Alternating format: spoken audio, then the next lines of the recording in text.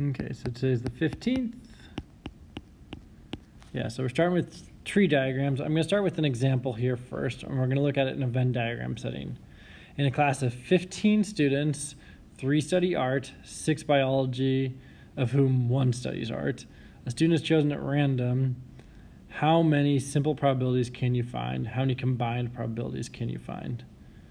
So we've got these new words here. We're going to look at combined probabilities versus simple probabilities. So your textbook does something really weird here because it brings up these terms and then it never really revisits them. It just like expects you to know what they are. So we'll talk about those definitions in a minute here. First things first, I'm going to say here's our U, our sample size, and we're going to start with the fact that 6 study biology, and of those 6, we'll do a B here, and we're going to do an A here for art. The 6 study biology, 5 of them do not take art, and 1 of them does take art. That's what we'll start with. And then it says 3 students study art, but remember 3 is the whole thing in art, so this is going to be like 3 minus 1, which is 2. And again, that 1 comes from the fact that we knew that 1 of them that was studying art was also studying biology. So right now we've got 2, 3, plus 5, we've got 8 students out of 15. So we're going to have a 7 out here. That's how we'd set up our Venn diagram for this particular problem. It says let A represent the event that an art student is chosen at random from this group, and let B represent the event a biology student is chosen at random from this group. So that's where we're going to use A and B. The rectangle represents the sample space U, for which the probability of U is 1. So that's the total probability, and we've already talked about probability is always going to be 1. All right, 100% chance that you're going to pick something out of the sample space. Okay, so first thing we want to look at is this allows us to find some things pretty easily.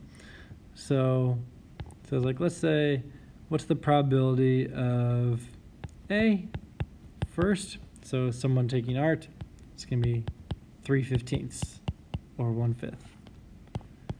The probability of B is going to be 6/15 or 2/5, right?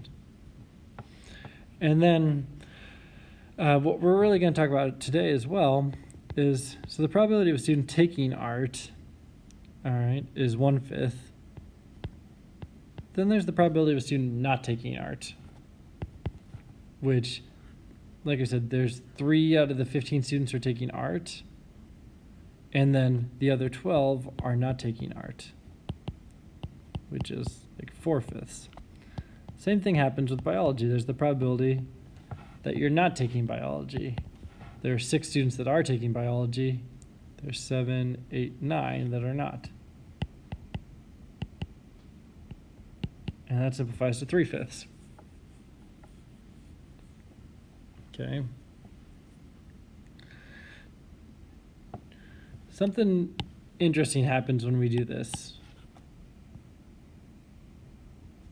We should notice something about our probabilities here.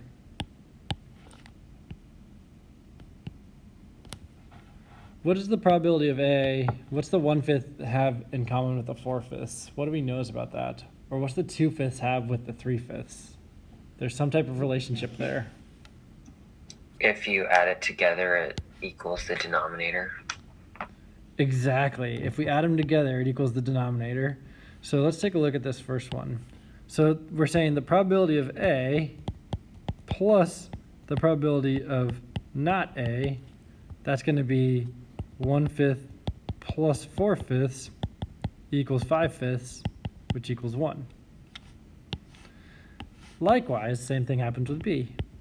Probability of B plus the probability of not B is, this one was 2/5 plus 3/5. That's also going to equal 5/5, which equals 1. And that makes sense, right? If you're in the sample space, okay, what's the odds of the student taking biology class? Okay, here's Here's the probability that happens. What's the probability the student's not taking the biology class? And the total sample space, you're either taking the biology class or you're not. So it makes sense that those two things add up to 1. And that's like how we can verify that we're doing this correctly. Okay, if we see that sample space adds to 1. Okay, so so that's kind of what's going on here with this part. Now, what happens as well, what we can do is we can say, well, what's the probability? Let's see, I'll do black. What's the probability that students taking biology given that they were taking art? It's another one we can look at. Okay, and this is where we talk about combined probabilities. So simple probability is just like, hey, what's the probability they took art? What's the probability they took biology? Now combined probabilities, that's where you're going to say, oh, what's the probability of this given that? That's the difference. Your book does not define that very well, I saw, so that's really what it is. Okay, so the probability of B given A, well, given A, there are 3 students. The probability that they're taking biology as well as art is 1/3. Okay. Likewise, what's the probability that student is not taking biology given that they're taking art? And in this case, it's going to be 2/3. It's the exact same thing as before, where we can see like a 1/3 and a 2/3. Those add up to 1. You're either taking biology or you're not. Okay, so it creates that same probability situation. All right, and we could do the same thing with given the probability that you're taking, if you're taking art, given the probability you're taking biology. So we can do that same situation the other way too. Okay. All right, so something else we can do, we can also show the Venn diagram. The Venn diagram can be adapted to show the distribution of the total probability in 4 regions instead of as we did the numbers here. So we knew at the beginning that U was equal to 15. And what we said was like, hey, there were 7 students outside of that area. So we're going to rewrite it now as 7/15. And the reason we're doing that is we're just going to set up our probabilities on the Venn diagram. This is another way we could write the Venn diagram. Inside the circle, we had 2/15, 1/15, and 5/15.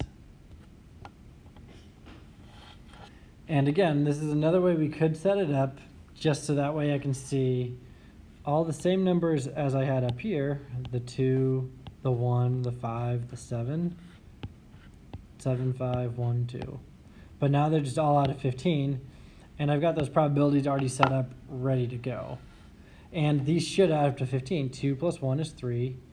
3 plus 5 is 8. 8 plus 7 is 15. And it does add up to 15, so that means I did it correctly. Okay. That's a good sign right there.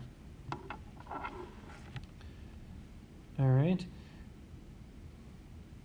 So now, if I wanted to look at this, I could say, well, what's the probability of A and B happening? All right. Well, the probability of A and B in this case is 1/15. Easy to see. I don't need to do any calculations. It's just there. All right. Likewise, we could do something else like what's the probability of not A and B? So not A and B, that's kind of a weird wording, but let's take a look at it real quick. So not A is outside of A, but inside of B. So it's going to be everything in this circle here, which is that 5/15. All right. So I think one of the hardest parts about this unit is understanding what this is saying and being able to interpret the data with these weird symbols and everything. Okay. Part 3, probability of A and not B. What's going on with that one? and that one's going to be the 2/15. And then the final one, what's the probability of not A and not B? And that one was 7/15. And that's how we'd write in proper probability notation for our 4 statements to find these values here. Okay, that's where we have the 2/15, the 1/15, the 7/15, and the 5/15. Okay, we can definitely simplify the 5/15, but I'm not really worried about that right now because I just want you to be able to see that all of those should add up to 1 ultimately. Okay.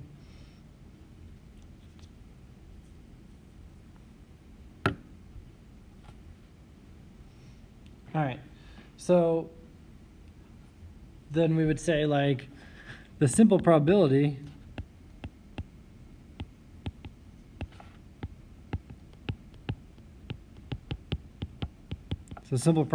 of a student not enrolled in either class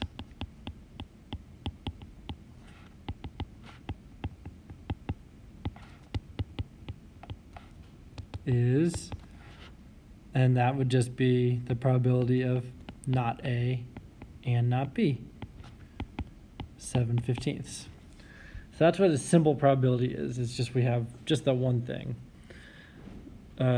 The combined probabilities is where we're going to do B given A, and that's what we did in the first part, okay, where it changes the probabilities a little bit. All right.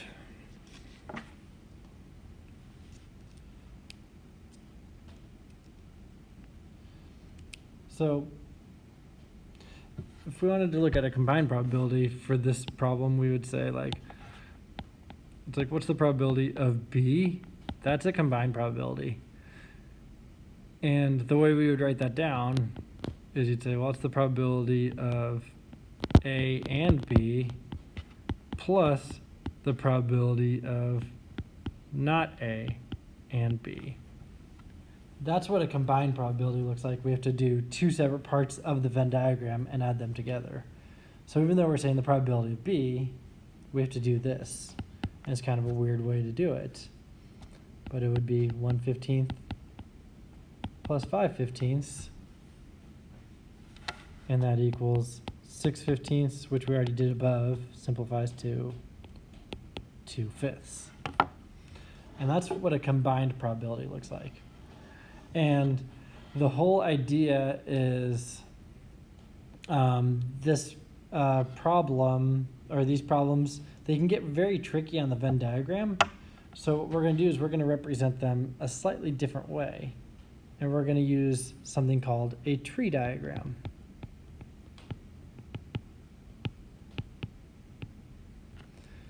All right. And what we can do with a tree diagram is we can break it down a little bit differently. We can start, you're basically going to create branches of a tree. And you're going to say, okay, this right here represents A, and the probability of A happening was 1/5. We did that on the first Venn diagram. This down here is going to represent not A, and the probability of not A happening was 4/5. Really important when we're doing something called a tree diagram, the values of each new set of branches, I should say,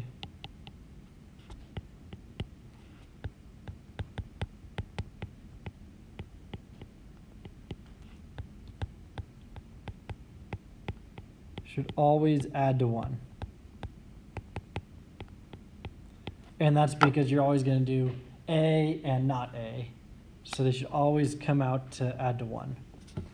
And that's what this part is here. The probability in the process can be represented as a tree with 2 events. The events are A and not A. Okay, that's the first part there.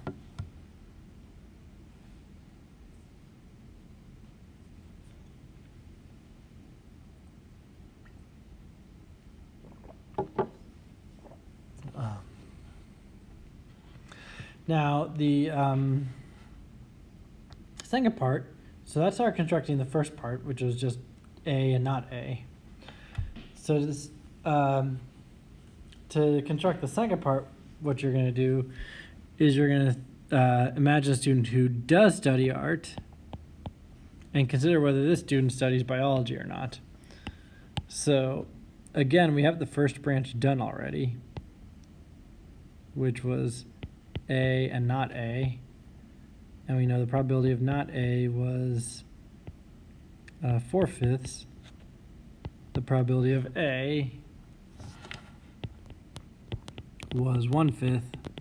So we're saying if the student does study art, we're going to do a new couple of branches off of that. One option is that they do study biology. The other option is they don't study biology.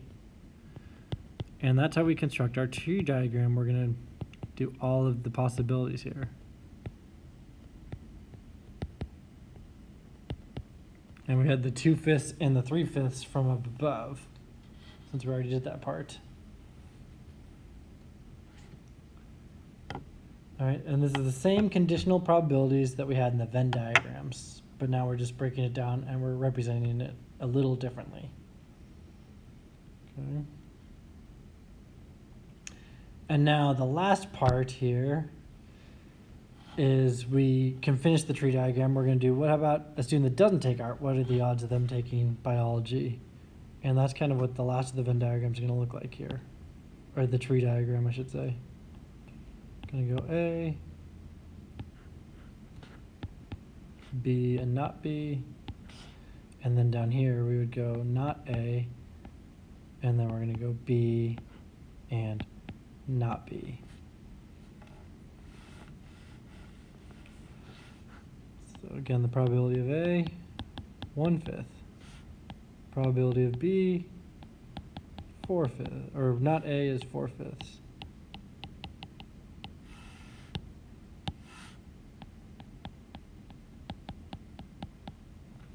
And then when we get to probability of B, we've got 3/5.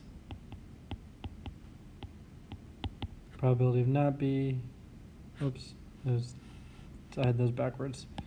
Sorry, there's gonna be 2/5 up here.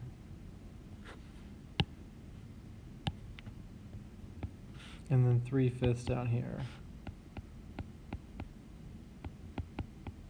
2/5. 3/5. All right, so a little heavy on the notation, but that's the idea here for these particular problems. Now, when we get down to it though, each branch is telling us something. The first one is telling us the probability of A and B happening. Okay. And the way we would write that down, technically, in this tree diagram, it's the probability of A times the probability of B given A. Oh yeah, I wrote down the wrong probabilities for B. Shoot, I'm sorry. I totally screwed that up.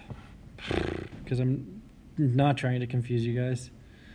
So what I did wrong here was I used the 2/5, but the 2/5 was assuming, the 2/5 is just assuming the whole sample space. What I'm supposed to use here is the 1/3 and the 2/3.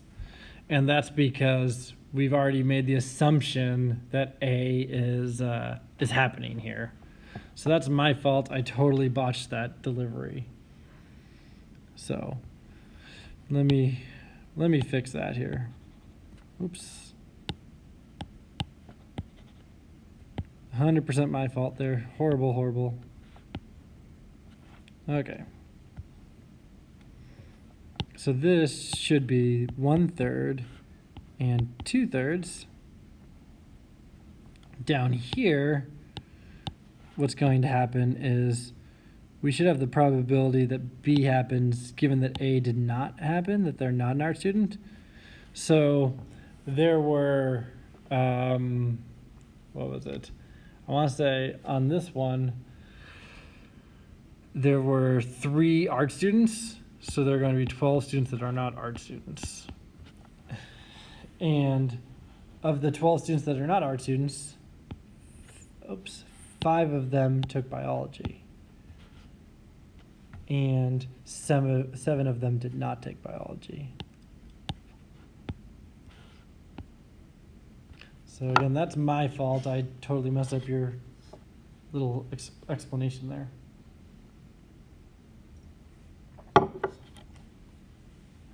But again, probability of A and B, we already did that part. We should know that that comes out to 1/15. There was one student that did both. But when you do the probability of A, you're going to say, well, there's the 1/5 probability times the probability of B given A, which was 1/3. And 1 times 1 is 1. 5 times 3 is 15. That's how you end up with like the 1/15 there. So what I really like about these tree diagrams is in order to solve them and figure out a probability on a certain branch, you just literally multiply the numbers together. You're just going to say 1/5 times 1/3. And even though I'm using all this crazy weird notation, that's how you get the answer. 1/5 times 1/3 gives me 1/15. And we do that for each branch. So this branch over here was saying, oh, the probability of A and not B, okay, is going to be 1/5 times 2/3. And that comes out to 2/15. This one over here was the probability of not A and B. This one is 4/5 times 5/12. So I end up getting 20/60, which simplifies to 1/3. And then the last one was the probability of not A and not B. And this one came out to 4/5 times 7/12, which is 28/60. And that simplifies to divided by 4, 7/15. Okay. And the 1/3 could be rewritten as 5/15. And then we can see that we have a 1/15, a 2/15, a 5/15, and a 7/15. All of these probabilities should add up to 1. Okay. All right. So again, it does say over here on my instructions, we're going to apply the multiplication law of probability. So we're just going to multiply all of the probabilities by each other. And then it does give one example here where we would say 1/5 times 1/3. We'll do a different color. And that's where these values come from. The probability of A was 1/5. The probability of B given A was 1/3. Multiply those together and you get yourself 1/15. All right. And we should always see the total probability of 1 distributed along the branches. So when you go each branch, you should see a probability of 1. And that's what we see here, 1/15, 2/15, 5/15, 7/15. All right. I apologize. I definitely botched that at the very beginning there. But that's the idea. Okay. All right, so a tree diagram is just another way to represent all the possible outcomes of an event. The end of each branch represents a combined event.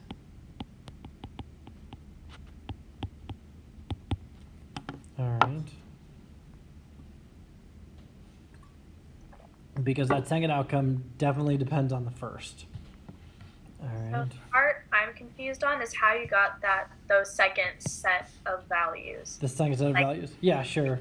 So you're talking about this 1/3, this 2/3, the 5/12, and 7/12? Yeah. Yeah. I understand it came from the Venn diagram, but like I'm still confused. Sure. So what happens is we say that event A already took place. So event A happened. Now event B is happening as a result of event A. So it changes our sample space. The sample space used to be out of 15 students. Now we're saying, given that the student took art, how many students took art? 3.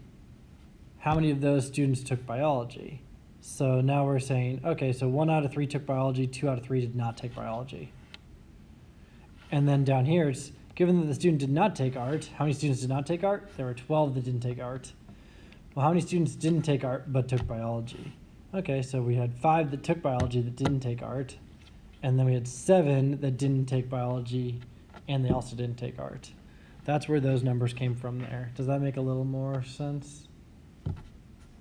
Yes, I'll just need more like practice with that. Yeah, these ones are tricky. These tree diagrams, I'm telling you, it takes a serious step up in this section. All right, I have an investigation here that I just copied straight from the textbook. I just really liked it. What I want you guys to do is read through it. So situation 1, and then there's situation 2, and there's a couple questions that go with them. Read through it, make sense of it for yourself. All right, and I'm just going to give you a few minutes to read through it, and we're going to talk about it and break it down in a few minutes here. Okay.